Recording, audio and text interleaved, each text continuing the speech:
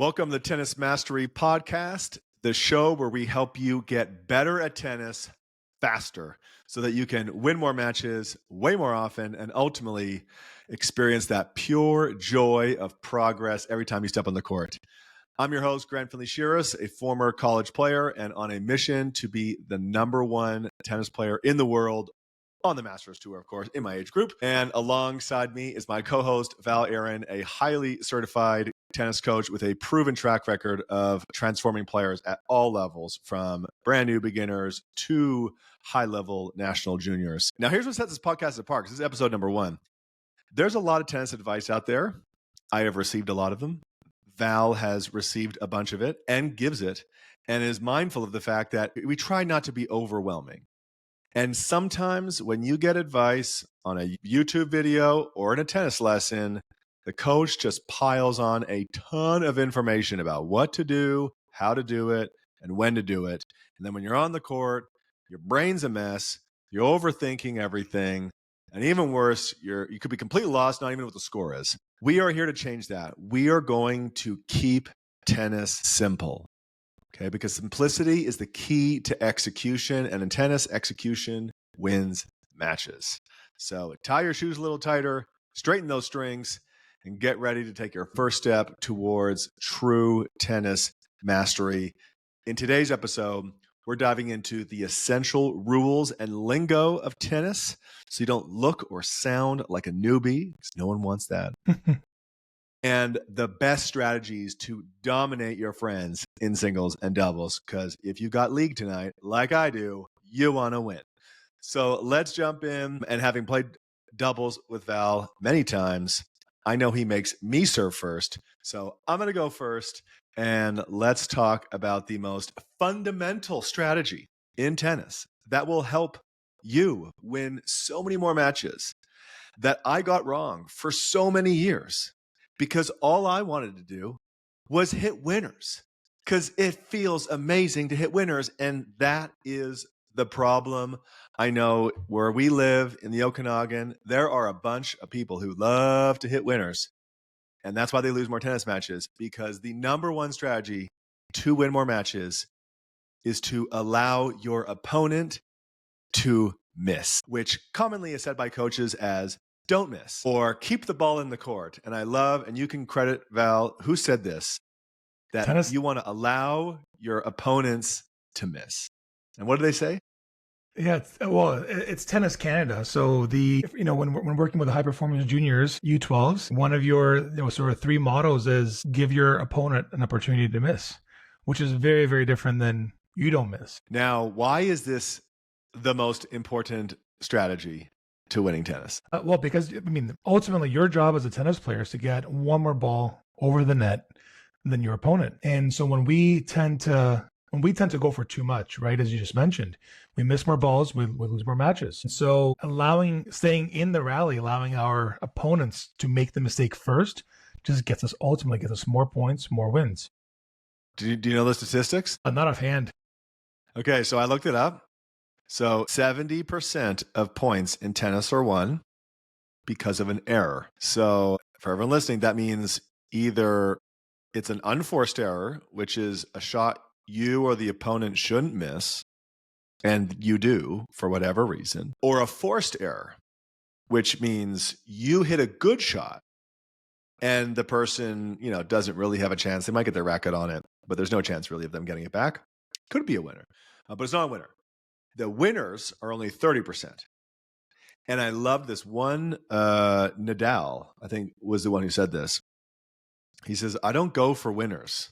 It's just sometimes I hit the ball and it hits the line and it's a winner, because he's aiming for like a foot inside the baseline, a foot inside the sideline. And a mishit could end up being closer into the middle and closer in the court, which is fine, it's in. Or a mishit could actually end up being closer to the baseline or closer to the sideline and look like the most amazing shot ever. And that's why when we watch tennis, we see what looks like winners. And I've heard Nadal, and I think other pros have talked about this too, is they're like, and I know I felt it, where people are like, wow, what a good shot. And I was like, I didn't really mean to do that. It's actually funny that you mentioned that. Whenever I'm coaching, if you imagine a tennis court, let's say for the purpose of the singles court, if you divvy it up between four quadrants, right? And so basically 4 quarters, and you think between, let's say, going 1 and 4 being the outside ones, obviously 2 and 3 being the middle 2 ones. If your ball hits anywhere between the line between 3 and 4, and between that line and the outside singles line, that's considered a great shot. That would be, we would qualify that as a great shot. Anything between, let's say, the middle line, the center out line, and the 3 and 4 line, that'd be a good shot. So the funny thing is, and I always tell this to my students, if you actually aim for a good shot and you miss, you hit a great shot, right? If you aim for a great shot, if you're aiming for that one little spot and you miss, you hit an out. So you're looking to hit those good shots consistently, because if you do miss, as you just mentioned, if you miss, you hit a great shot. Excellent. Mm-hmm. You might go for a winner. Okay, so I think about this all the time now. When you're on the court and you're like, I want to win more points, I want to win more matches.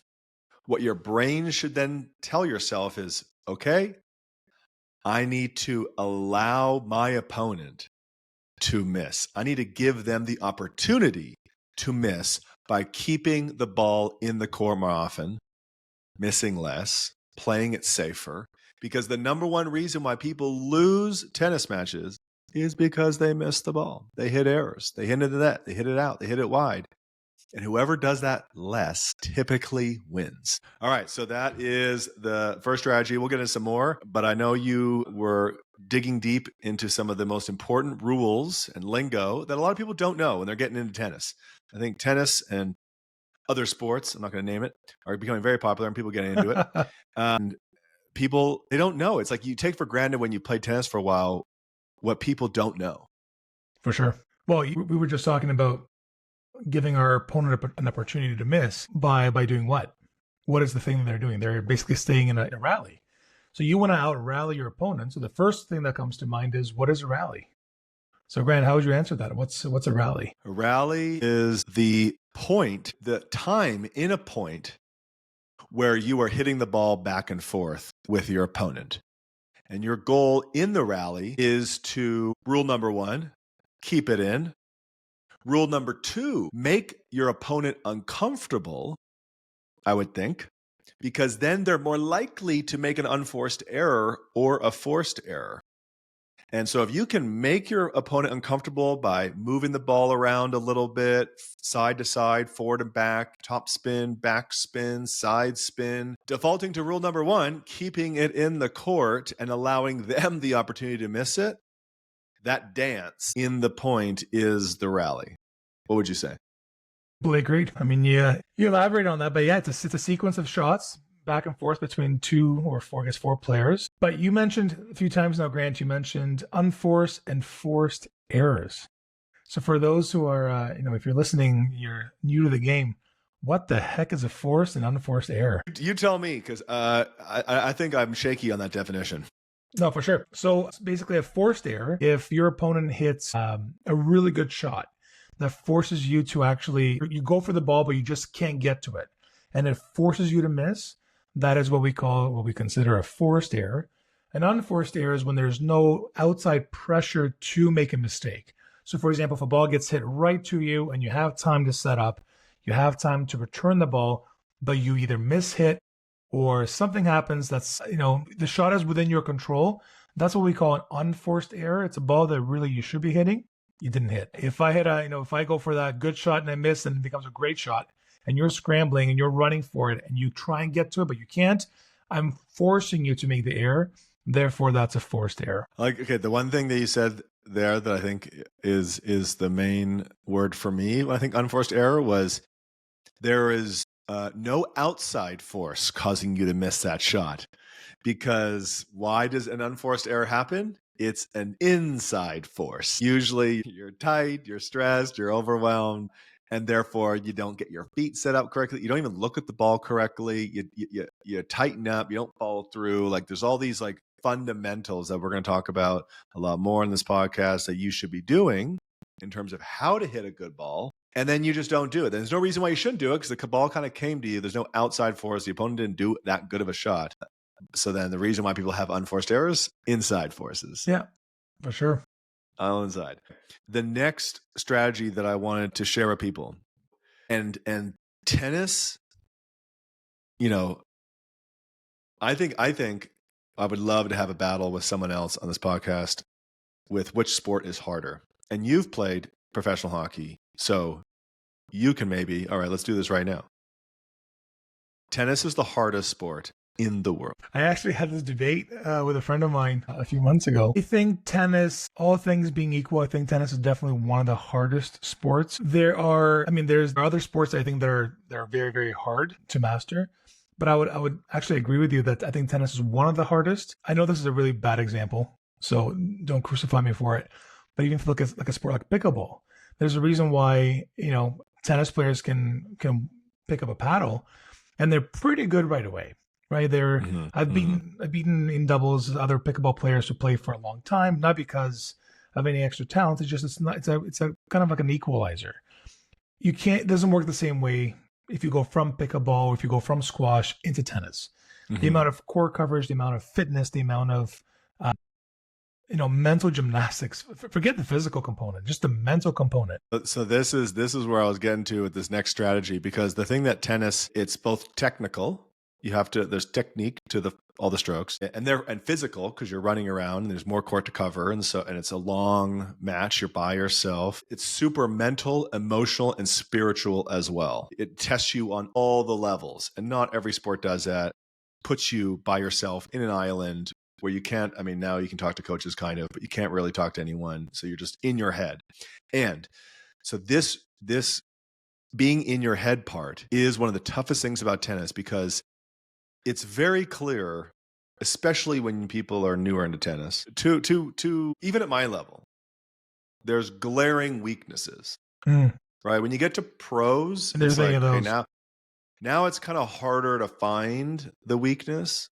But from most levels, most players, when you play them, you see a weakness. And so what is the number one strategy to beat someone? Hit to their weakness over and over and over again. And this is the hard part about tennis, is it takes discipline and patience, which most people do not have at first. And that's why tennis tests your ability to be patient and to be disciplined, because it's like, oh, and I've done this in so many matches.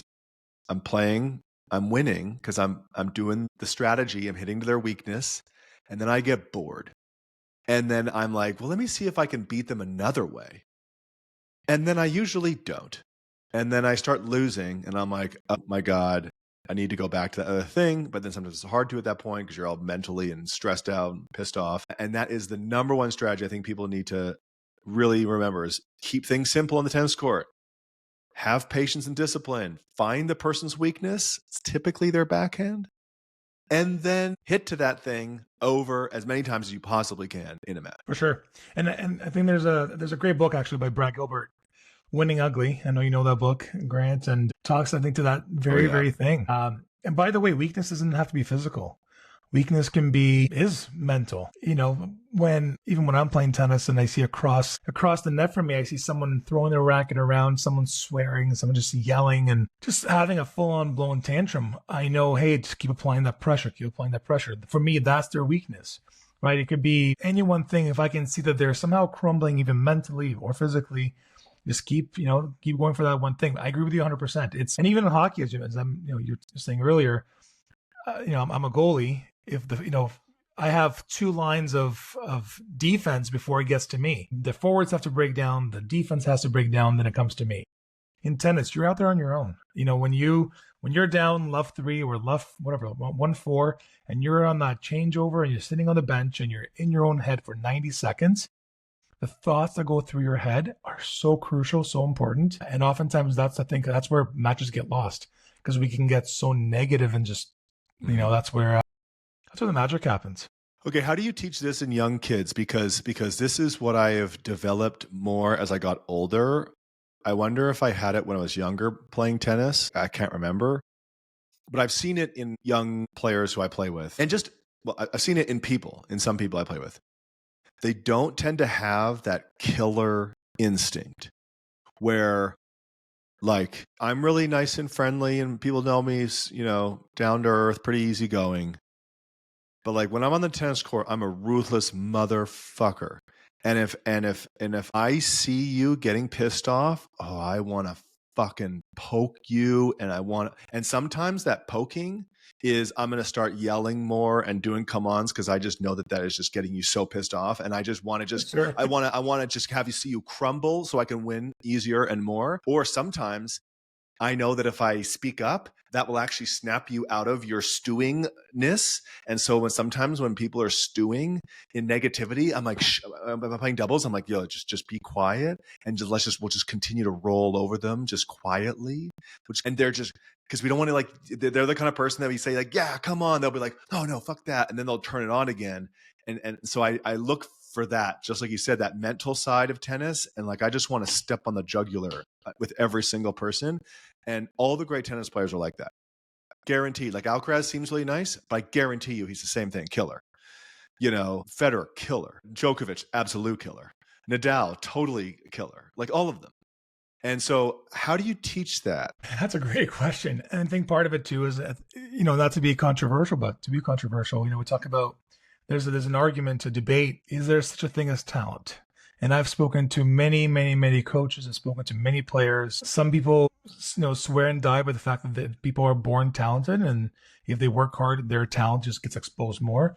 Some people say there's no such thing as talent. It's just all hard work and dedication and a repetition. I think similarly here, I personally think being highly competitive, as someone myself as someone who's very, very competitive, I don't think there was anything, coming from two parents who are very mild and meek. There was nothing that was taught in me to be competitive. I truly think I was born with it. And now, having said that, can it be developed? Sure. I think ultimately there's an intrinsic motivator that needs to be instilled in a person, to a desire to want to be better, want to be a champion. I think it's part of being a champion. It's part of sort of creating those habits of like, hey, day in, day out, how do we win matches? So I think for me, it's about cultivating a championship or a champion mindset of, hey, I'm here to win at all costs within the rules, without cheating, obviously with integrity, but I'm here to win a match. And I think that's just developing a championship mindset. So I think for me, that's part and parcel with how that gets taught. So I think what you said there with focusing on the goal and the desire to win. So like, even though I think I'm pretty good at having a killer instinct, I am not perfect by any means. And I had a tournament, a couple months ago in the finals. I'm up 6-1 to a pro set to 8. It was a little funky tournament. And I'm playing a really good friend of mine. And this has happened twice now, where in nationals a couple years ago, I was playing a friend who really great player, really nice guy. We had a really both got weird dark horse first rounds. He was a seed, I was a seed, and then we had to play each other in the consolation. And I knew that him making the Team Canada would be more likely if he won the match. And I was like, and he's been trying hard and cared more. So in that match, I was like, I'm fine losing to this person. Mm. And and then I just got rolled over because I just lost it. And then in that final a couple months ago, I saw my friend just getting so angry and pissed off, throwing his racket and swearing in front of like a whole crowd. And I'm just like, dude, like, and I don't get to play him much. And so I wanted a more competitive match. I was hoping it would be like a really tough match. And so then I even at 6-1 to 8, I was like, hey, why are you so pissed off? Like, you could win the next 6 games. And what do you think happened? He won the next 6 games because my mind, and so after the match, I was like, okay. When it happened at nationals, that was bad because like, I need to win those tournaments. That's the big one. When it happened in this like little rinky dinky tournament, it's still like a training for being able to overcome these feelings and emotions that we all have. And so then my learning from that was like, okay, I need to get realigned to my goal and care so much about winning and learning to win, learning to close, and learning to overcome these emotions, where even Serena talked about it in her matches against Venus in the arena or whatever, where she was like, I learned to just not look at her because I knew I needed to win majors. I wanted to win majors. I didn't like playing my sister. And so I just didn't look at her, and that helped me stay in the zone. And so then it's like, okay, cool. When those moments happen, I need to learn what I need to do differently and think differently in order to overcome those, like, oh, this person's my friend. I like this person. Like, I don't like, it happens. And I think any junior or player who is a nice person and a polite person and a professional person, and they start to see someone else on their side get bummed out and pissed off and angry, and they start to feel that sympathy or empathy for them. That's normal. But if you really care about your tennis goals and mastering tennis and winning tournaments and going to college and playing pro, you got to learn how to overcome those things. That's just a things to do, things to think about. Like, don't look at the person, just say, hey, hopefully you'll forgive me later, and then just fucking run over them. Well, and here's the thing, and the other side, because you just mentioned, you're doing a disservice to yourself, but the other side of it too is, I think, I would argue you're also doing a disservice to your friend,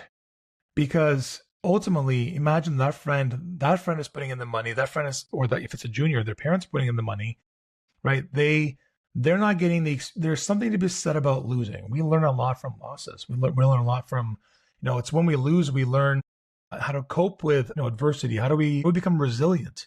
And so if you're, obviously, I mean, I'm not just suggesting that one experience isn't going to shape and mold them, but, part of tennis and part of becoming better is losing. And that's what helps us grow psychologically, physically in the game, etc. So, you're also doing a disservice to your friend by saying, hey, if you're not playing your best and you're not giving them the opportunity to, I think it's a disservice to both parties. Okay, so on that topic, I'm going to bring up another hot take that I had written down for the future. We're going to do it right now because it totally goes on this same line. I have been everyone gets bageled. Okay, what does bageled mean, Val? What, in lingo, tennis lingo? Bageled means that, well, in a set, you play. Tennis is comprised of sets, and we can talk actually about scoring as well. But basically, in a set, there's 6 games. First to 6 wins, and if you lose 6 to love means 0, then you get bageled. Yes, you get bageled, and you can get bageled or you can give bagels. And some people think it is rude to bagel someone. So I've been at tournaments and even official tournaments, as well as like unsanctioned tournaments, where people have made comments to me when I bageled someone 0-0. And I'm like, what's wrong with that? And I think what you were saying before, to me, and I remember I've been everyone, like, you can bagel people and you can get bageled. There's so many levels to tennis.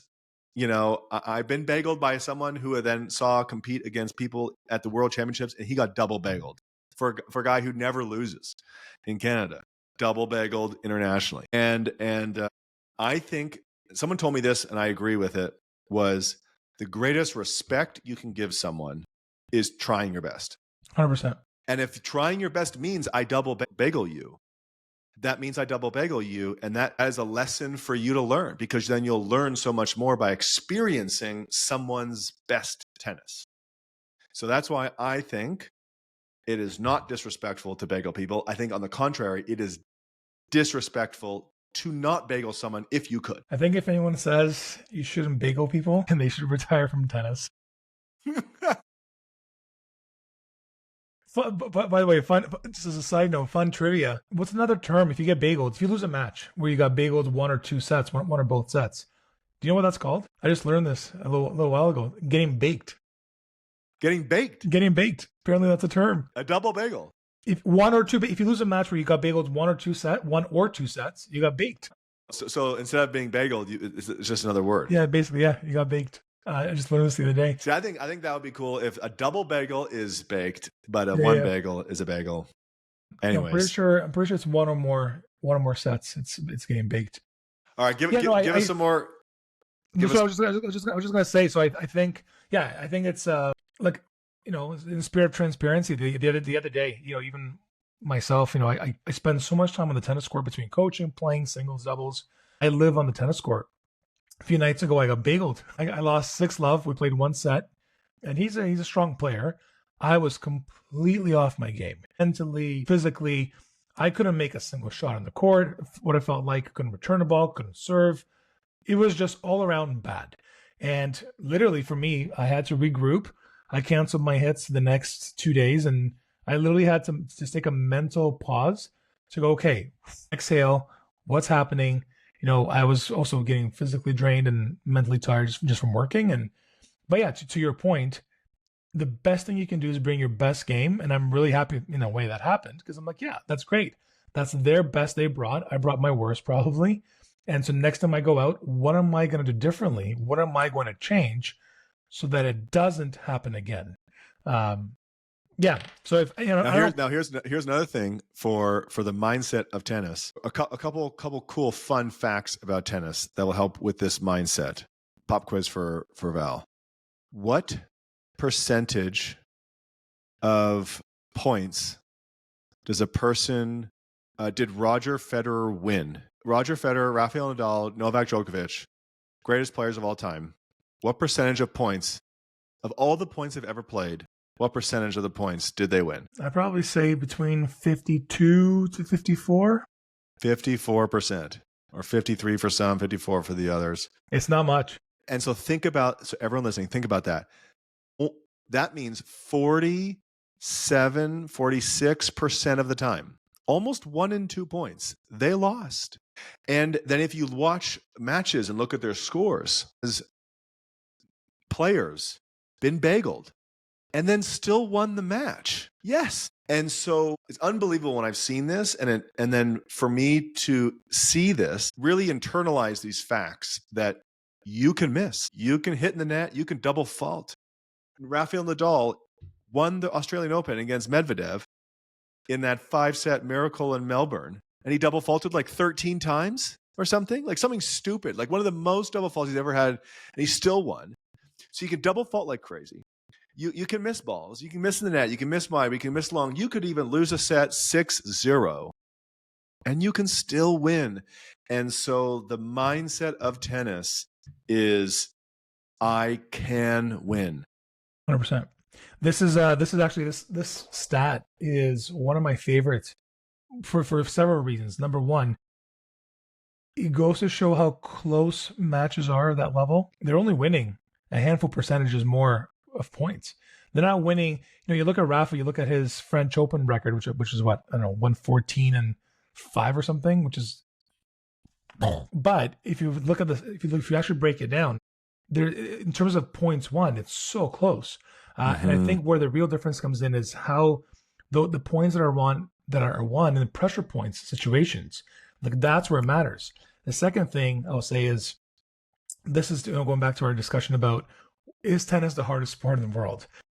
If you're up 4-1 in hockey, you're winning, unless you're the Toronto Maple Leafs, and that breaks my heart because I'm a Leafs fan. But if you're up 4-1, if you're up 5-love, you're winning most of the time. Yeah, you could lose 6-love in the first set. Heck, you could lose 6-love in the second set if it's a grand slam, and you can still come back and win. And I think that's what's one of the things that makes tennis extremely hard on both ends, is that you could be down great, but you have the chance to come back. But if you're up 6-love, you can still lose the match, which is insane. Luckily it wasn't against you, but in that mixed doubles tournament, we were down 5-1. That's right. And we came back and won the set. We were down 2 breaks, 5-1. No hope. What was it? I'm sitting there being like, and so the mindset, and so when you're in that moment, I'm like, hey, 1 point at a time. When you're in those moments, these are the things that I say, and maybe you can say what you say. 1 point at a time. Anything can happen. All we got to do is just win the next point and just win this game, and we'll go from there. It's possible. We can still win this set. And when you have that hope and that optimism married with being grounded and real about not thinking in the future, like I'm hopeful and about the future, it's possible. And I'm grounded with like, let's just win the next point. And if I just stay in that mindset and continue to focus on like, what do we got to do to win the next point and this game, and it's possible things can turn around real quick. Yeah. And that also allows you to focus on the task at hand. Because if you tell yourself, hey, 1 point at a time, you're really only concerned about that 1 point. You're kind of zooming in, you're tunnel visioning on that one thing, versus because it's so easy to go, oh my goodness, everything just starts spiraling. Like I'm freaking out, I'm losing my parents spent all this money, I'm pissing away my college tuition fees on this, whatever the case might be. Right? It's so easy to spiral or out of control. So then all of a sudden you're going, hey, okay, 1 point at a time. Let's build winning habits. Let's focus on 1 point at a time. Yeah, 100%. All right. So one of the things you said there, which some new people to tennis may not know, you talked about pressure points. What are the pressure points? You got swing points, which I think I taught you about the other day. Because I remember that was a new term. I was like, swing point. I've only heard of game point and break point. And so there are important points in a game, and these high pressure points. What are the high pressure points, and describe them? So I mean, there's several ways to approach this. So overall, high pressure points is when there's a critical point in a match where the next point decides whether or not either you win or lose. It could mean you go up a set, you close off the set. It could mean that you're about to break your opponent, which also means when you serve, you're supposed to hold. So if someone's serving and they're down 30-40, you have 40 and you're 1 point away from breaking them and taking the momentum, and now the advantage is on you. That's a critical point. Yes, so it's a highly critical time in a match when the next point determines a pretty significant outcome. Okay, so one of the other significant points, which the data supports, whoever wins this point is way more likely to win the game, the first point. Interesting. So they did like data, and when you're serving, if you win the first point, you have a 90% chance of holding. Statistically, you're probably going to hold 90% of the time. If you lose the first point, they clearly didn't keep track of my stats. Yeah, you only hold 60% of the time, which is a 30% difference. Like that's a big difference. And I felt that. Like some people go, "Oh, I've got a lot of points to win this game, so it's okay if I lose the first point." If you're serving, no. Bring out your best self, your best strategy, your best combination in the first point. Because if you can win that point, you relax a little bit more. And I think there's all these reasons why you end up holding more. And the returner goes, I'm behind already. Probably not this game. I'm going to break. Now, is that just to start the match, or is that throughout the whole match? Every single service game, the first point does have a big impact on your ability to hold. And then the swing points, whenever someone's at 30, the next, you want to win that one because the next one's a game or break point. And then obviously game and break points, which can be set points and match points. All right, give us another one. Give us another rule, for all the people new to tennis. Give us some rules you think people maybe don't know. Yeah, so I mean, very basic. How do you keep score? Because obviously it makes complete logical sense to do 1, 2, 3, 4. Who came up with this scoring system, by the way? Do you know? That's a great question. It is kind of stupid. That's a great question. The funny thing makes no sense. I remember looking it up a few years ago, and I can't remember what I found. Because they were 100% drunk or on drugs, because I don't get it. It makes no sense. Should ask ChatGPT. What? Why? 15, 30. It should be 45 if you want to go patterns 100%. Of points. I think there's a stand-up comedian that made fun of this. And then 60. And then you jump to 60. It really should. Okay, you're a clock. Okay, 15, 30, 45, 60. Yeah. But then it's not, is it 60? Is 60 what they're supposed to be what game is? Or is it just game? Well, it's just game. So it's 15, 30. Great. Okay, fine. I can get on board with that. 45. Nope. It's 40. Okay, great. And so the next point is 50, 60. What's the pattern there? No, it's just game. It's just game. Now, hold on. Now, when I played someone new and they were like, they just said 5. And I was like, they were like, I thought it was 15. And I'm like, oh, it's the same thing. Yeah, same thing.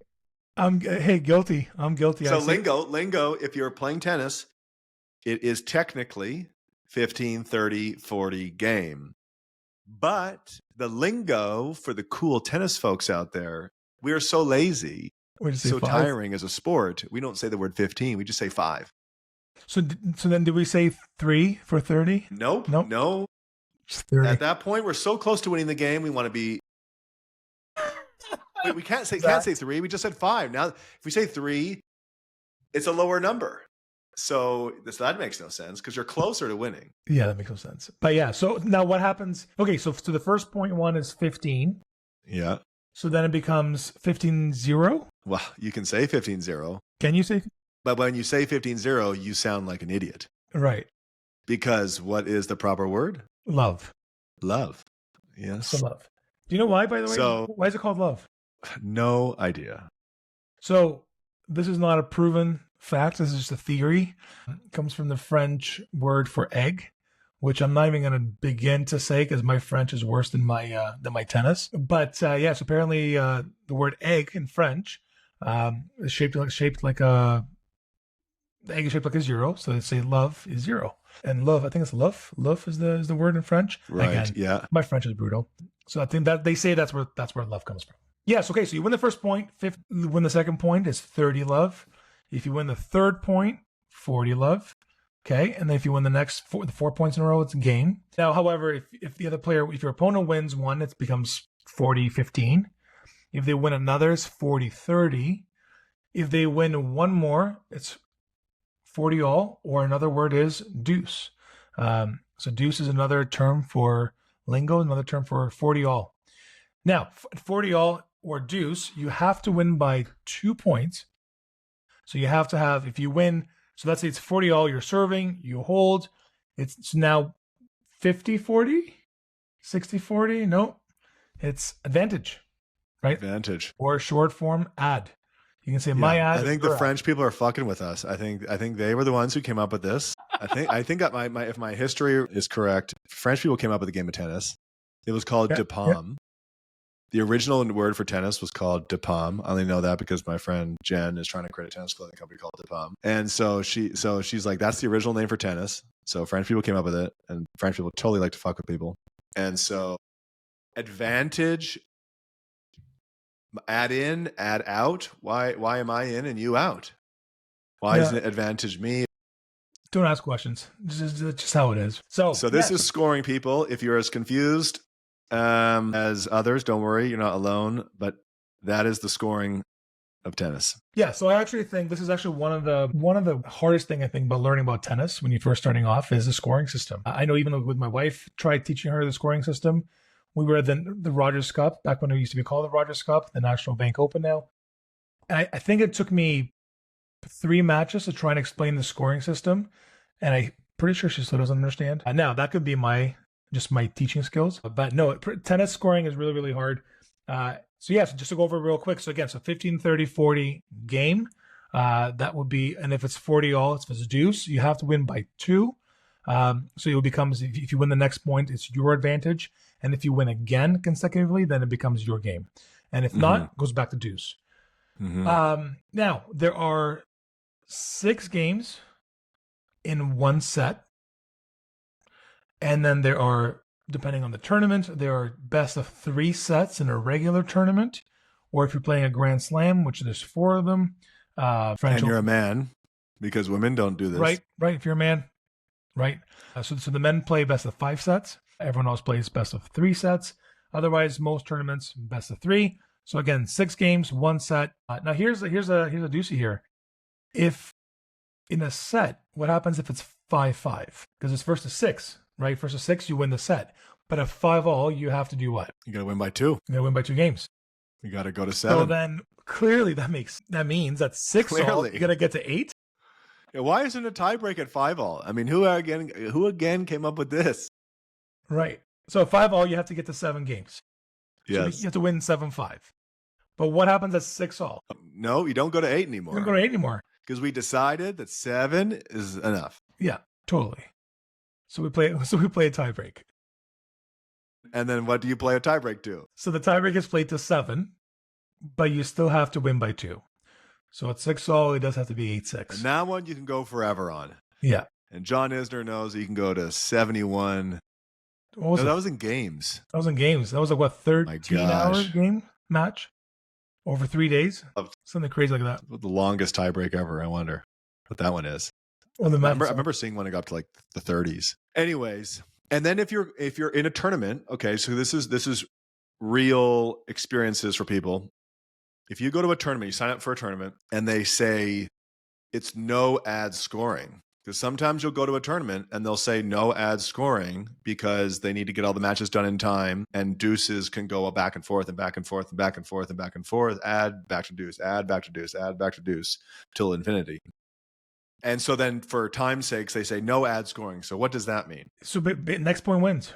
So once you get to 40 all, deuce, next point wins. So we talk about critical points, talk about high pressure points. That's one of them. You're a deuce, and basically the next point decides the game. Now, in a no ad scoring, do you get to pick the side? Ooh, the funny thing is I've actually played tournaments where I've had both. I'm not sure. Is it a sanctioned tournament? So that is, yeah. So sanctioned. Yes.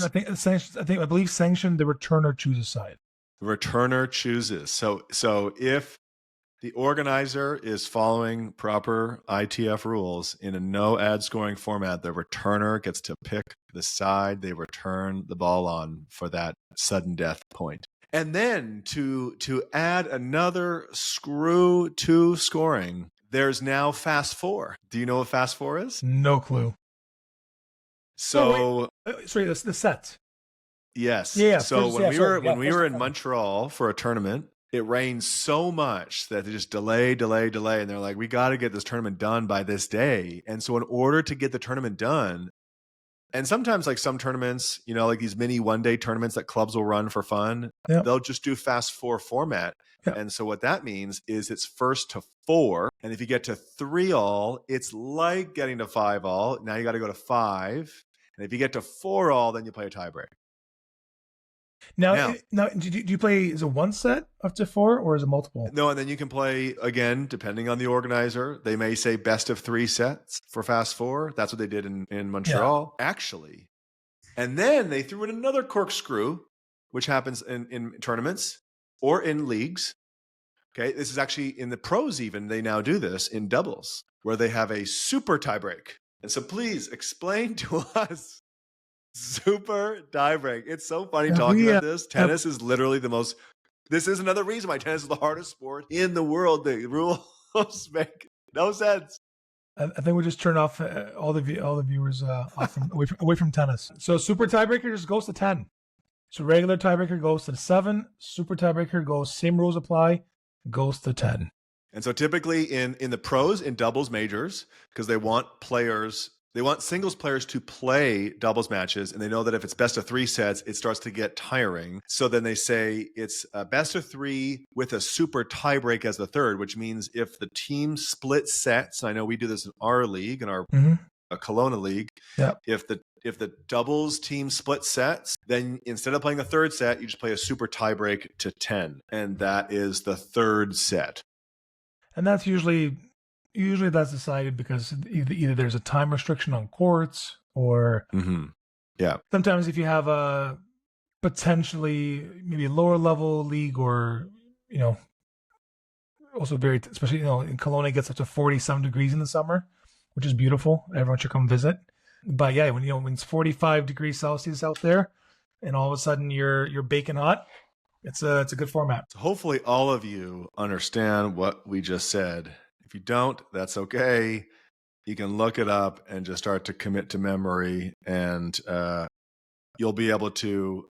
We're coming out with these study cards, really, for tennis, but there's tennis mastery training cards, which will help people learn all these dumb rules and lingo. And they're not dumb. I love it. It makes tennis unique. But you need to learn these things so that you can know what the score is, and so that you can know what to do and not look like a loser being like, what's going on? What do I do here? Where do I go? Where do I stand? What does that mean? Okay, you don't want to be that person. It's fair when people are that person because it's so complicated. But there's, you know, just a little bit of studying and quizzing will help you remember it. And so on to that topic of these pressure points, getting back to it, strategy-wise. Okay, so there are these pressure points, game point, break point. What do I do? And if you're the server, the fundamentals, okay, the easiest strategy of it all, someone says, this is an important point. I really want to win it. It could even be the first point, the swing point, game point. You really want to win it. What serve should you do? What advice would you give at the basic level? Well, the basic level, I'd say first thing is don't say this is the most important point. That's pressure. That's unnecessary. But if you've already gone there, in terms of my advice would be pick your favorite serve, your best serve, and go to that serve. Whatever you're most comfortable with. Whatever you're best at. That is what I wrote down. That the fundamental strategy on these big points. I think it's okay to think about big points because that means you're thinking about it, right? You need to be thinking, oh, this is an important point. Okay, I really want to win this one. So I'm going to be more disciplined, more patient, and I'm going to pick my best serve that I'm most comfortable with and my best combination, my best strategy, and I'm going to try to execute it because it's my best one, and that's going to give me the best chance to win this really important point. Whether I'm serving or returning, pick your best strategy and go with it. Something that people don't often consider, and I run into this so often. Tennis, like a lot of other things, tennis is a game of statistics. It's a game of statistically, for example, if you're returning, if you think about high percentages, would you want to return hypothetically down the line where you have shorter court, higher net, etc.? So at the end of the day, it's kind of like I always, I talk with friends about this. I find tennis is very akin to poker. But it's like, what is the highest percentage? Where am I most likely to win? There's often times when I literally, in a very high critical condition situation, I will serve my second serve kick serve because I know it gives a lot of players trouble. So sometimes it's not even though I have a fairly big first serve, oftentimes I just know statistically I often win my second serve of a kick just because the pace screws them up, the rhythm, just throws them for a loop, plus the bounce. And so oftentimes they'll hit them somewhere, it'll be a shank, it'll just miss-hit somewhere off the frame. And so oftentimes in a critical point, I'll go to my second kick serve. Well, so that goes to my intermediate. So if someone's an intermediate player, not a beginner, right? Beginner, I just want to tell them, hey, what's your favorite one? Go with that. Now, when you start to get better and you have a few different serves that you can hit, if you know that backhand is dog shit. Hey, why'd you look at me when you said that? Right? If you know that one shot is weaker on the person and you can serve there, even if it's not your best serve, that's the intermediate better strategy. When you want to win an important point and someone has a weakness, you go there. Yeah. Okay. So that is so this is how the mind and this is like the goal of this tennis mastery challenge that Val and I are going on for ourselves and also to help everyone else out there. Tennis, to me, as in life, is 99% psychology. It's what you're thinking about, because we all know of matches where you lose and you're like, that person sucks. How the hell did I lose to that person? They can't even hit a ball. What the hell happened? I crumbled. It was the worst game ever. People are looking at you being like, you look like a better player, but that person still won. And the reason why is because that person thinks correctly and executes correctly, and you don't. And you get beat up and bummed down and pissed off, and you stop moving, you stop thinking strategically and correctly. And so much of tennis, more than the technical, because the examples like this show that people with worse technical can still win. The best player in Canada at our age group, no disrespect to him whatsoever, because he's the best in Canada, my doubles partner, and was the guy I lost to, really great guy. He's 240 pounds. He's a big dude. And so he is not the fittest. You put a drop shot in there, he ain't going for it. He just can't do it. He has like tennis elbow, and he literally, I've seen him toss a whole set in the finals of a match. He won the first set, literally lost the second set on purpose, 6-0 or 6-1, and then won the third set in the finals because he let his arm rest.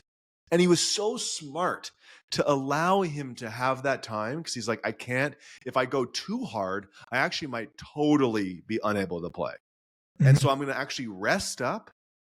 And Nadal has done this. I'm going to rest up for a whole set. And then he still wins. And like the thinking, and he's beat me a bunch of times. And I could see him thinking his way through the match. And I'm like, motherfucker, you figured it out. And I know you figured out my weakness today. And you're picking on it. And I fucking can't do anything about it because I haven't figured that part out yet. And so all these examples show tennis is so mental, and our hope for all of this is to help you understand what to think about when and how to think about it so that you can win more matches, because we're trying to do the same thing. And all of this is good for us to teach it to ourselves and remind ourselves of these things, as well as for you. For sure. I mean, even anecdotally, Grant, I shared this story with you a few weeks ago. Now, this is another hot take that I'm happy to debate, but is it okay to have outbursts on court? Is it helpful? Is it not helpful? That can be, we can debate that. But for me personally, I know for me, it's not helpful. For me, I get very, very, especially as a coach, when I get out there and I'm losing, I want to smash a racket so badly. And I have to remind myself, man, like you're a coach, you have to, hold a certain level, a certain standard of professionalism. People might be watching, and it might reflect poorly on your professionalism. So I always just implode internally. I get really, really hard on myself, and I get down on myself. And I remember a few weeks ago, I was playing a match. I was down 4-1 in the set, and I literally had this aha awakening moment where I thought, "Thou, you're being a hypocrite." As you're coaching your juniors, you're coaching your adult students, and you're telling them, "Hey, do all these things. Psychologically, it's so important," and blah blah blah blah. And I'm a walking hypocrite. And so I promised myself down 4-1 from here on out for the rest of the match, or at least the rest of the set, you're going to be the most positive person, focusing on positive actions, and you're going to lie to yourself, even if you don't actually believe it, lie to yourself and just be positive. Because our brains have a really hard time detecting sarcasm. And so, as funny as it is, I started telling myself things that are absolutely hot garbage. You're better than Djokovic. You're better than Nadal. I would miss a shot, and instead of sort of freaking out mentally, I'll tell myself, that's the best miss you've ever hit. Like, that was so close to the singles line. And I literally just pummeled myself with this positivity. And next thing you know, it's 4-1, 4-2, 4-3. I'm up 5-4. And as on the changeover, my opponent came up to me and he said, "What the heck happened to you?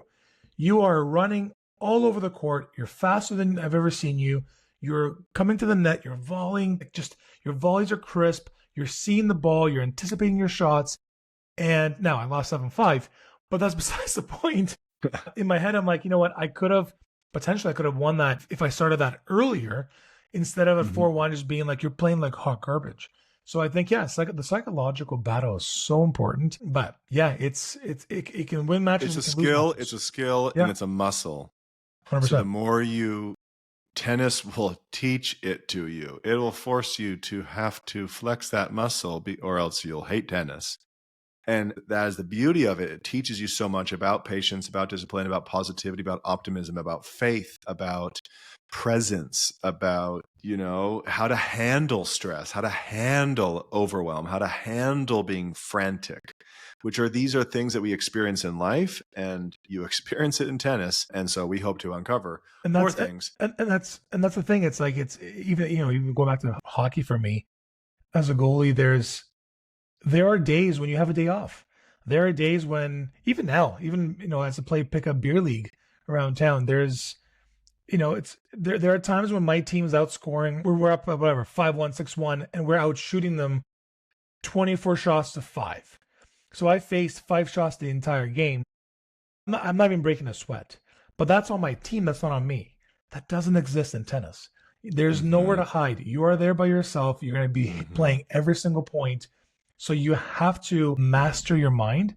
in order to win more matches. So one of the fundamentals about tennis, which I think about a lot on the court, is where to stand. So throughout the point, the ball is moving around, and it's important for people to figure out where to stand. And a lot of people just getting into the sport just don't know, or they have heard it, but they're not thinking about it. And so then they hit their shot and they just stand there looking at it. And based on where they hit it, they need to be moving. So why don't you walk us through, how you coach people on where to stand on the court? For sure. So, I mean, at the end of the day, it's all about the angle of the court. It's all about the dimensions, because obviously the court has the same dimensions for everyone. It's 27 feet wide for singles. It's 36 feet wide for doubles, and it's 78 feet deep, baseline to baseline. And I think it's 82.6 or something on a diagonal single to singles. So the biggest thing is, depending on where the opponent is hitting the ball from, at any given moment, you have to be able to get to the ball in the most efficient, quickest way possible. And so it becomes this, and it might be a little hard to sort of to explain this without having an actual diagram or show a picture of it. But if you think of a triangle of where, wherever the ball is, if you think of a triangle of where the angle is getting cut down. So for example, if the ball is moving more towards the singles line, you as a player want to shift the opposite in singles away from the center towards the other corner, because they now have a much steeper angle they can cover with a ball. If they are in the middle, you have the least amount of angle open available to you. So you actually want to stand in the middle to be able to get to each and one side, every side, as quickly as possible. So it just depends. It becomes as a dance of, if you imagine the court, ball's over here in the middle. As this player goes this way, you want to shift over this way so you can cover more court on a diagonal this way and sort of latitude-wise parallel to the court. So one of the ways I think about it is, if I hit the ball to the ad side of the court, right? And so that's lingo. What's the outside? The deuce side, going back to tennis lingo, the deuce side is the right side where you're standing. It's the right side, and that's where you'll serve at 0-0, 15 all, 30 all, love, deuce, and love, deuce. Then the ad side is when you'll serve the ball, it's the left side, and you'll serve the ball when it's ad in, ad out, 40-30, 30-40, 30-15, 15-30, love 15, 15 love. And so if I'm standing on the ad side and I hit the ball cross court to the other ad side, I actually will stay on the left side. You kind of just want to be about 1 foot left of the center. Is like a good barometer. Just be 1 or 2 feet less from the center. The wider you hit your ball, the wider the more away from the center you will move. If you're standing in the deuce side, the right side, and you hit the ball to the deuce side on the other court, you'll stay on the right side. But what happens is people hit the ball down the line. They hit the ball straight. So if I'm standing on the right side, the deuce side, and I hit the ball straight to the other person's left side, to the ad side of the court, I need to move to the ad side of the court to be there, to have that diagonal. And then vice versa, if I'm on the ad court and I hit straight, I've now hit to the other person's deuce side, I need to move to the right, and it got to be on the deuce side. Another way of thinking about it is probably a more simpler way. Most people will hit the ball cross court, because hitting the ball cross court is the highest percentage shot in tennis for the most part. So assume the person's going to hit the ball cross court and then stand where they're going to hit it because of it. I was going to say, if I can jump in there, most people should hit cross court. Some people just don't. Should. But, yeah, some people don't. But on that point, for sure, because, and that's what I was saying earlier, was the wider the ball goes, right, the less percentage you have of making the shot down the line, like going straight, right? I guess, like I said, the net is higher, the court is shorter. So you actually want to, and this is maybe more intermediate advanced, but you do want to clear the lowest part of the net, so which is why you should be going cross court, which is why you're going to be staying relatively in the same place where you are on that side. Now, This is when you're at the baseline. So a common question people always ask is, where do I stand when I'm running to the net? And the most common phrase that coaches will say is what? Follow the ball. Follow the ball. So in this scenario, if you hit an approach shot to the ad side of the court, it's your right, it's their left, you should follow the ball and stand on the same side at the net. If you hit it to your left side, their right side, their deuce side, you need to run to the left side of the court and be in front of that ball. And if you hit an approach shot down the middle and you want to run to the net and the ball you hit was down the middle, then you should run to the middle of the net. Now, Grant, for those who are nerds like me out there, do you know why? So why is volley different than being at the baseline? Geometry. So the goal of a volley is to make a stop, get your racket on the ball, make sure it doesn't pass you. And so a person, when your opponent, they're either going to hit the ball down the line or cross court. And so in order to be able to put yourself in the best position to be able to get your racket on the ball, whether they hit down the line or cross court. Maybe in a future episode, we can bust out a digital iPad and draw this. Yeah, totally. Unlike a baseline where you want to stand on the opposite side when you're at the net in order to put yourself in the best position to be able to get to that ball and volley it, you actually want to stand pretty much in front of the ball and then follow the ball. So it's all to do with angles and geometry and your ability to get to that ball when it comes across the net. For sure. And in case anyone's wondering, Grant, what does down the line mean? Because you keep saying cross court down the line. There's so many lines in tennis, and if you add pickleball lines, they're everywhere. Oh, there's too many lines. So if you're hitting the ball cross court, you're hitting across your body a little bit more. Not a lot, but a little bit more. And you're hitting the ball from one side of the tennis court to the opposite side on the other side. You're hitting the ball across the whole court diagonal. It's crossing across. And so you're drawing a diagonal line through the court, whether you're on the right side hitting to the opponent, the left side, or the left side hitting to the right side. You're hitting across the court. Down the line, if you can imagine a tennis court with single sidelines, right? Vertical lines going down the line. When you hit a ball down the line, it means you're actually hitting the ball straight in the same path as the single sideline down the line. You got a simpler way of describing it? Yeah, down the line just means you're going. That's a tough one. Straight ahead. Cross court just means you're going on a diagonal to the other side on a diagonal. How to keep things simple. So I wanted to cover that one. Give me some other rules or lingo. So on that point, how do we start? We're talking about cross court and then going on a diagonal. How do we start a tennis point? So my friend and I, we want to start playing tennis. We want to start. We got the scoring down 15, 30, 40 game. We got the games, the sets. How do we now? Do we alternate sides? What side do we start on? How do we start a point? And then, maybe we can kind of start from there. All right, buckle up, people. Do we just kind of smack the ball? The world of tennis. Do we just throw the ball? No, what do we do? So the first shot of every tennis point is the serve. This is why the serve is the most important shot in tennis. Hot take. Hot take. Hot take. Some people would disagree. Yeah. I know people in Europe and South America will completely disagree.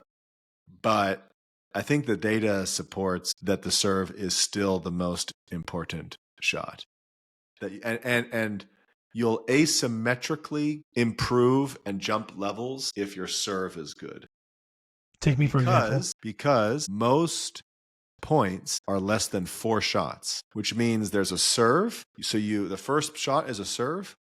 You serve it cross court into the other player's box. So if you're on the right deuce side, you're serving it in across the court into the right player's box. And that person is hitting their first shot, which is called a return. They're returning your serve. If you don't even make your serve across the net and in the box, you're never winning a point. That's why the serve is so important. And if you can make a good serve and the returner doesn't get the return back in the court, you've just won more points. And so I think the serve is the most important. And I think about this because I think about weapons that I'm trying to develop. I think the return is the second most important shot. Interesting. I think those are the two, because most points are literally one or two shots, and you can't escape them.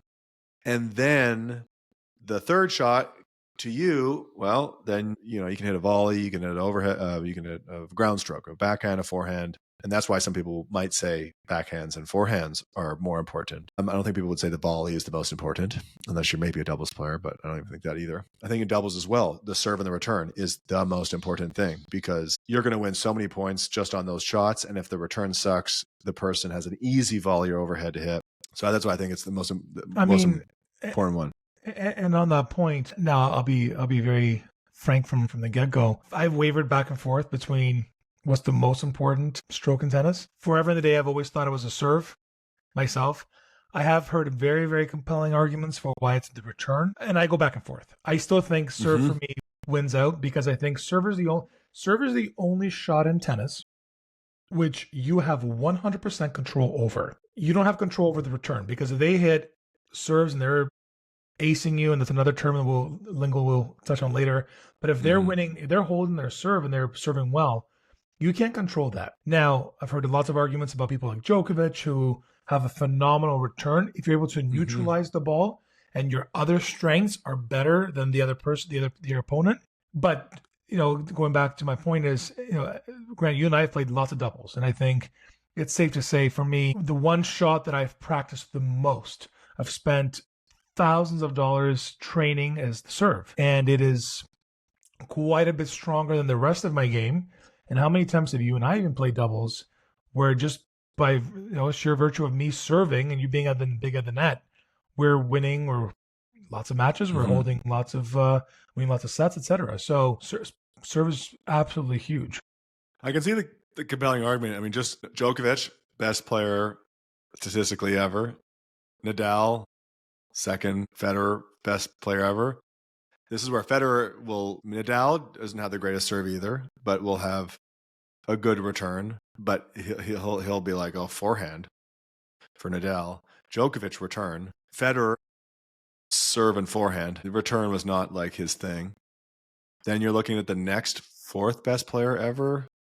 Okay, so you got Murray, Borg, Look at probably up there. How about this? Look at the top. They're consistent players. Look at the top 10 players right now. Which one of them has? Although the new school of tennis, you would put Zverev, big serve, Sinner, big serve, Alcaraz, effective serve. Yeah. Actually, no, Alcaraz's serve. So that's actually, this is what I'm getting at, and this is for a whole other day. But what is a good serve? What makes a good serve? Because Roger Federer arguably had a phenomenal serve. Now, probably average 117. 118 miles an hour. Yeah, so good serve doesn't necessarily mean the hardest. Well placed. So if we're talking about power and strength, different. But if you look at the top 10, none of those guys have what I would call massive serves. They're not Milos Raonic, or they're not Isners. No. But again, you can have a great serve and still serve 105 miles an hour or 100 miles an hour. Heck, you can even serve 90 miles an hour. If it's well placed, it ain't coming back. Yeah. Okay. So we digress. So back to how do we start tennis? You serve to the opposite side of the court.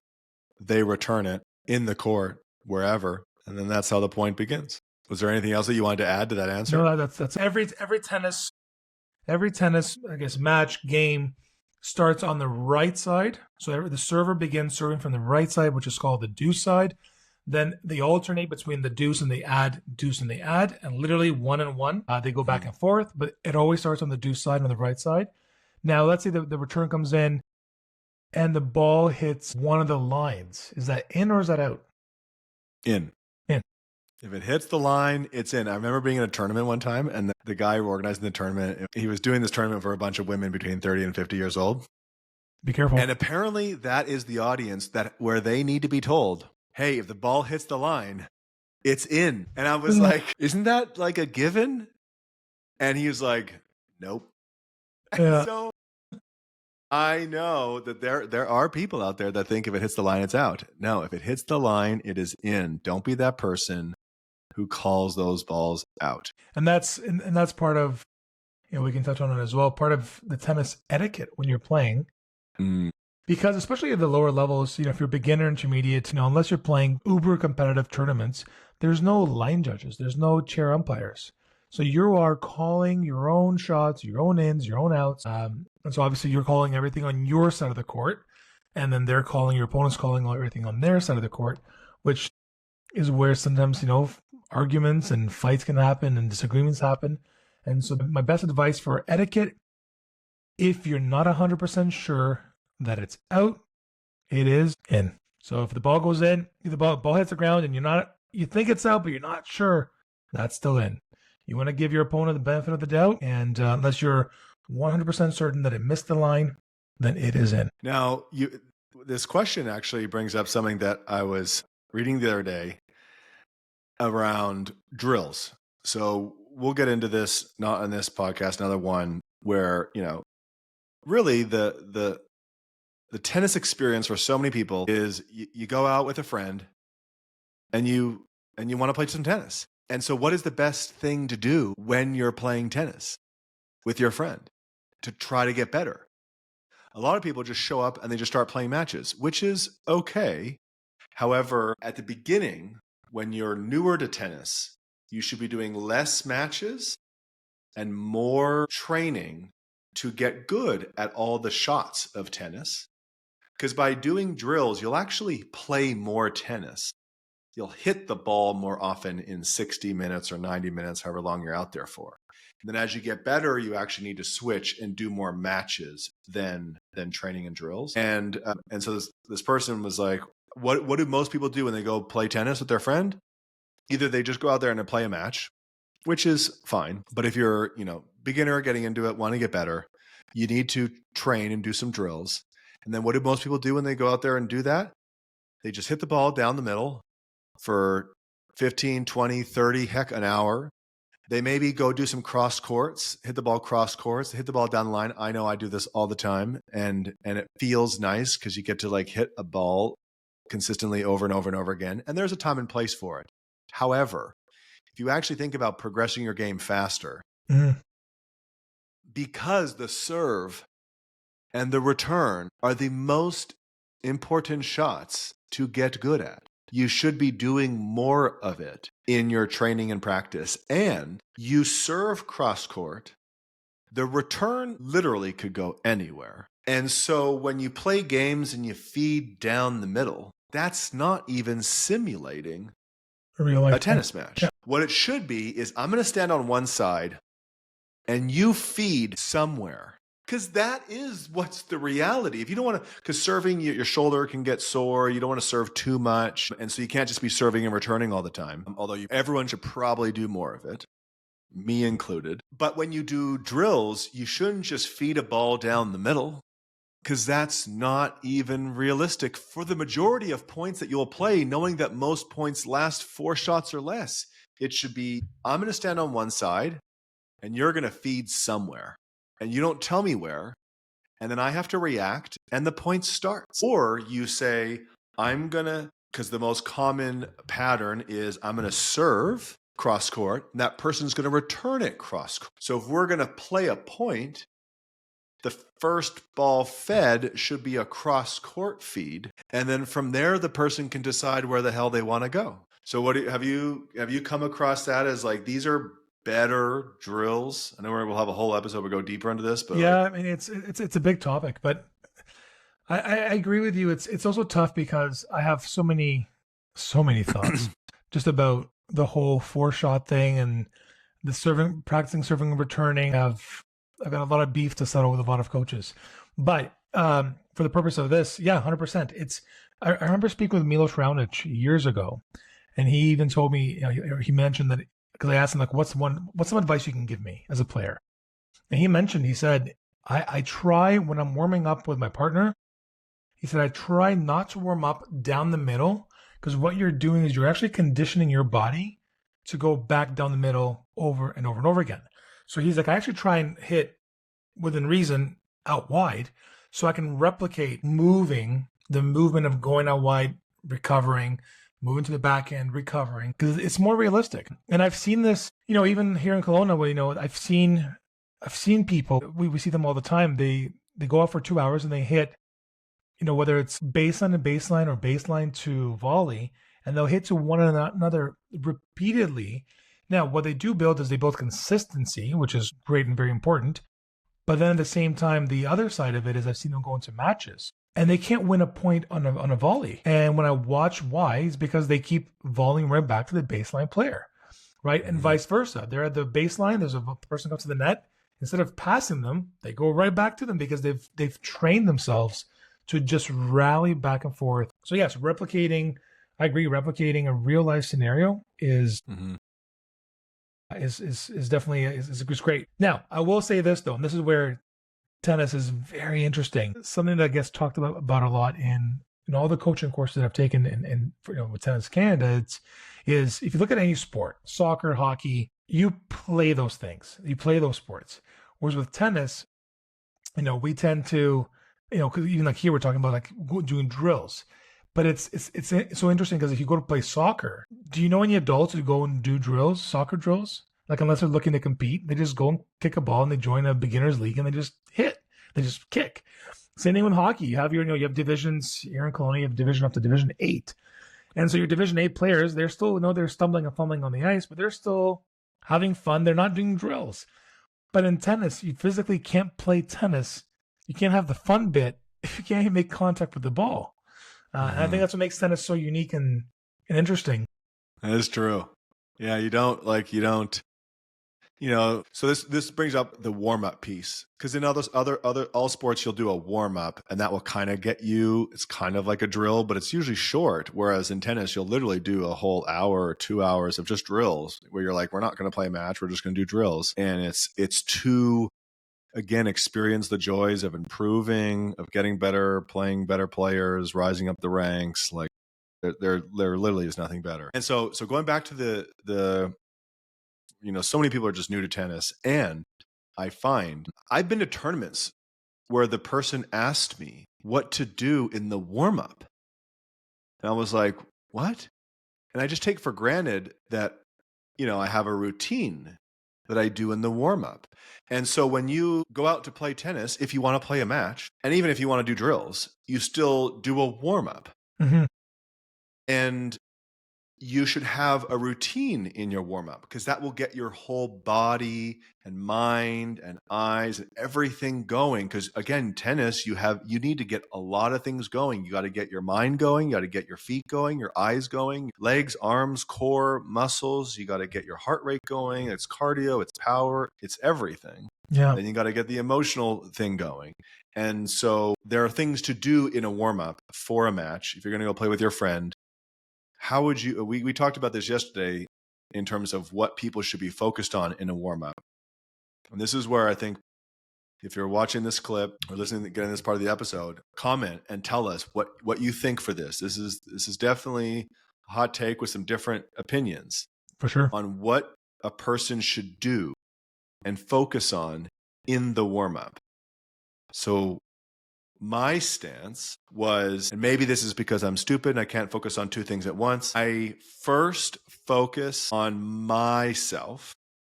So I go, okay, I want to warm up my eyes and see the racket and the ball make contact. I want to just see that fundamental ball racket connection. Awesome. All right, is my feet nice and wide? I need a wide base. Am I bouncing on my toes? Am I light on my feet? Am I getting ready for all the movements of tennis and the split stepping? So I get my feet warmed up, got my eyes, got my feet, and then my timing. Okay, so that means I do want to notice when they're going to hit the ball, because I want to split step. And maybe we'll break down some of these words in a sec. We split. I want to focus on, am I split stepping when they hit the ball? Because I want that timing. That's going to help my timing for my movement, help my timing for my hitting. So I want to focus on my split stepping at the right time, get that timing down. And as soon as I split step, am I seeing where the ball's going to my forehand or backhand? Am I preparing early? So my eyes, my feet, my split step, my early preparation to either side, and then breathing through as I swing through. I want to get my breathing down, and I want to breathe through and stay relaxed. And then I want to tell myself, great, I'm ready, I'm good. And then once I'm done, which could take 1 or 2 minutes, even though I just did a bunch of things, hopefully I can get all that done in 1 or 2 minutes. I'm now focused on the other player to be like, what are they weak at? What are they strong at? I want to hit different balls to them to see if they have a weakness with a low ball, high ball, flat ball, top spin ball, slice ball. And then I can start to formulate my strategy for the remainder of the warm-up. That is how I do it, one thing at a time. What was your position? Yeah. So is this for a tournament? Is this for a regular match? A match. Friendly match? I mean, so how you do anything is how you do everything in my book. So if I'm playing a friendly match, a league match, a sanctioned match, it's all the same. Completely agree. I love it. For sure, how you do anything is how you do everything. The only thing that I would say is if you are playing a friendly match, for example, if you and I are playing, I'm going to skip some steps because I already know how you play. So there's certain things in a tournament when I don't know a player, I might say, hey, I'm going to spend a little bit more time on you to figure out what it is that you do or don't do because I don't know who you are. You as Grant, I don't need to study, left, right, what kind of backhand do you have? I already have all this information.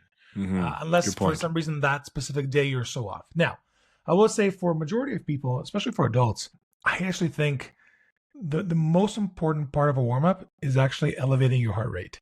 For me, that is statistically elevating your heart rate by, I think it was 2 to 3%, can increase your chance of winning 5 to 10% just by elevating your heart rate. And the problem is that we as adults are notoriously bad for running out of work, for dropping off the kids. We run in, we have an hour block of tennis, and we just go quickly rush it in, just hit some balls, and then off we go.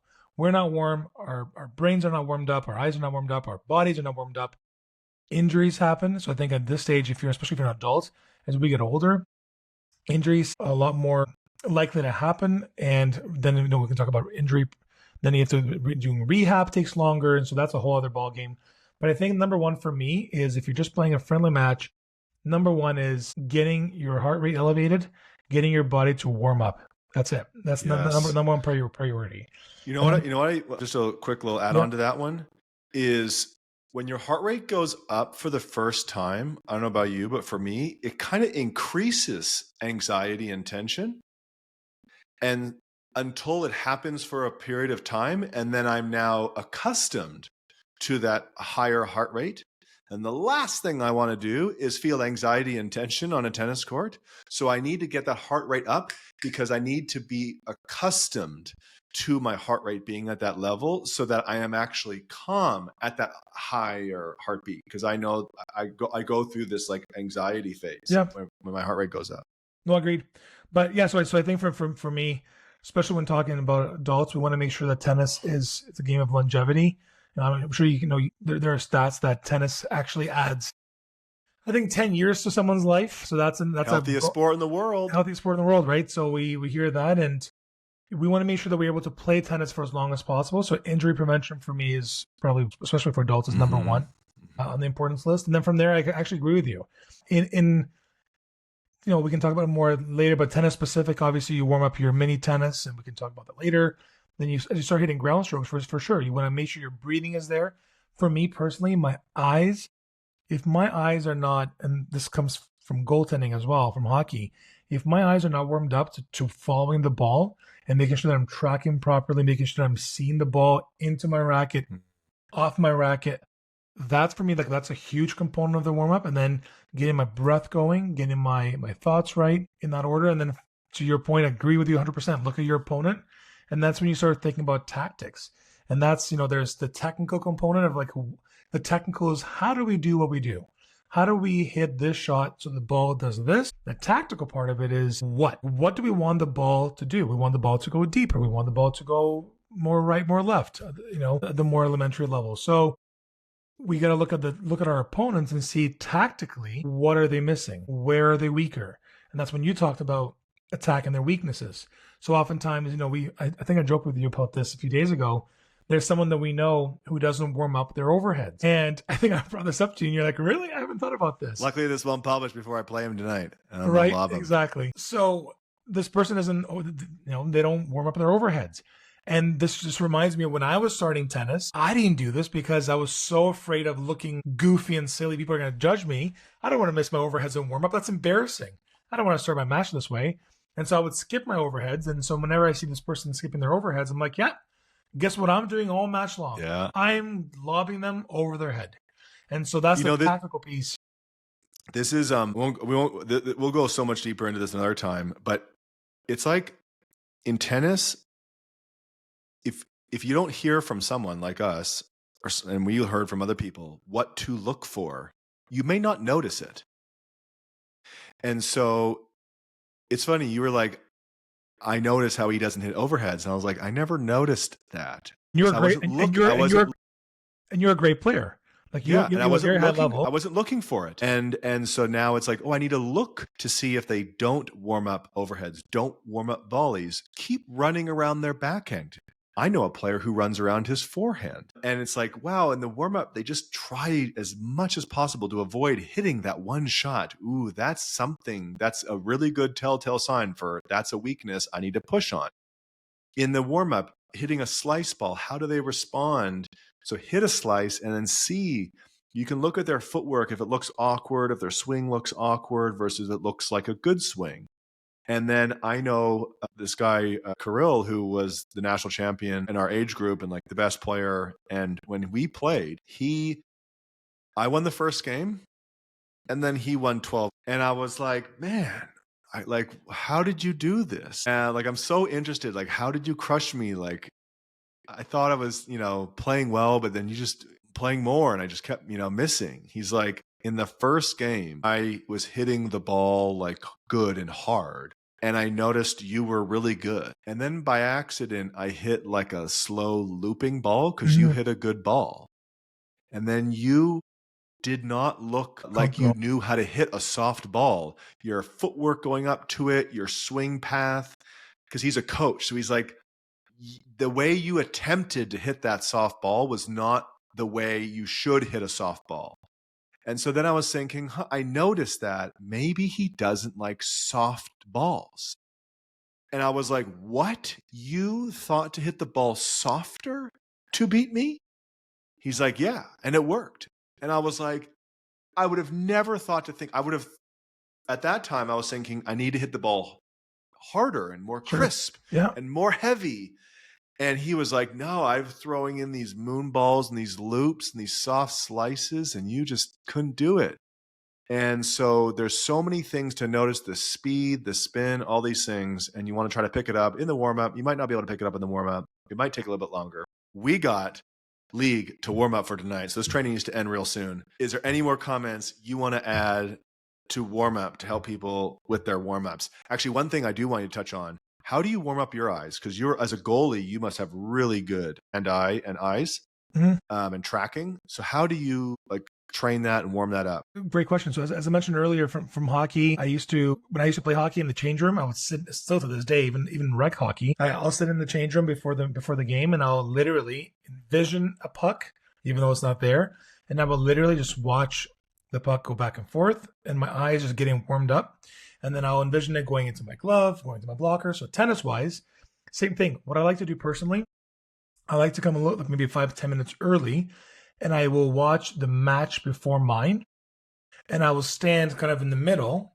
Well, and where we play with the glass, the glass panels right there.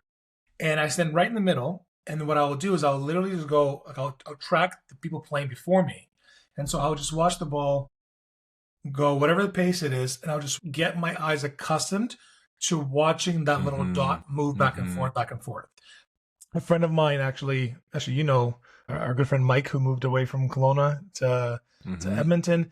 One trick that he showed me too is if you actually take your finger, because I recognize when he would serve, he's a lefty, he would serve to my backhand, which is an out wide slice. He's serving that slice. I noticed that ball, I wasn't tracking it well enough. And so I kept missing it. And so whenever I played Mike, because he had a very good lefty slice, I would literally before the match just take my finger and go from here and bring my eyes to the left.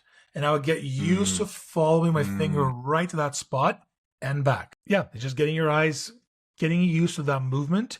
Because oftentimes, and as people progress in the tennis game, those who have played tennis for some time, one of the biggest things that we do as tennis players is the ball will come toward us. We will see the ball. We go to hit the ball. We get so excited. And then we look away from the ball. And our brains, it's a mental trick. Our brains go, got it. And so we look away, and now all of a sudden we're looking where we want to go with the ball, and now we miss hit or we open up our body, etc. So that ability, if you watch Roger Federer, he does it so well. If you watch him in slow motion, ball comes, he will see that, he will track the ball, there's contact, he's still looking at the spot where the ball was, even though the ball has already left his racket, and then the momentum will take him away. So being able to just watch the ball all the way through contact and back. So just doing that for a few minutes before the match personally really helps me. Also, as you mentioned earlier, the way you do anything is the way you do everything. So just getting to that habit of doing those things to affect your match. Any other final things you want to share on warm-up? Yes. One of the things that I'm very, very passionate about is don't waste time. Typically when we play tennis, especially that's why I asked earlier, if we're playing a tournament or if it's a friendly match, typically there's a time constraint. Whatever you do in your warm-up, let it be realistic. And so oftentimes in tennis, we will start mini tennis, which means from the service line. That's a service line. And oftentimes it's just such a thing of people just stand there and they just hit the ball back and forth in 5 minutes and they go back to the baseline. And I'll say, hey, are you feeling warmer? No. Okay, well, what did you work on in that mini tennis? Well, I'm just hitting the ball. Okay, you just wasted 5 minutes of your time doing absolutely nothing.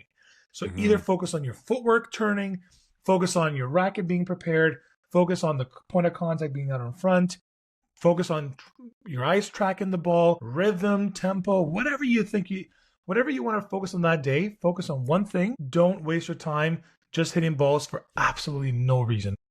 On that point, if you're playing rec tennis, it is etiquette, courtesy, at least in Canada, and I think the United States. I don't know if this is other parts of the world. It'd be interesting to see if it is. But everyone seems to warm up in the mini court, service line to service line, and then they back up. But if you go play a sanctioned tournament, I remember the first time I went to go play a sanctioned tournament, I was like, yeah, let's warm up mini. And the person looked at me like I was an idiot. And I was like, huh? He's like, no, we got 5 minutes. Right? So in ITF official sanctioned tournaments, you have 5 minutes to warm up. You don't start in the mini court. You start at the baseline right away and you hit some ground strokes, you hit some volleys, get some overheads, get some serves, try to practice returning, and then you're done. And it goes by so quick. And on that note, real quick, and part of the reason why, and this will be for later episodes, but especially when you're playing tournaments, because your actual physical warm-up does not begin on court. Your physical warm-up begins at home, in the gym. You come half an hour early, you get your body, your blood pressure, your heart rate elevated. You get physically warm off the court, because the reason why the tennis warm-up is only 5 minutes in the tournament is because it's not intended to warm you up. It's intended for you to get the feel for the ball, hit a few balls, you're already warm, off you go. And that's why I said as adults, we typically in rec tennis, we don't warm up beforehand. So that 5 minutes is actually our warm-up. So agreed 100%. We'll go over more of that in detail. We'll go over everything in detail because we want to help you and ourselves master tennis. If you got this far, amazing. Put in the comments, like the podcast, subscribe to the podcast. Put in the comments things you heard that you didn't quite understand, questions you have for us. We will answer them on future episodes. That's it for today. Training over. Awesome.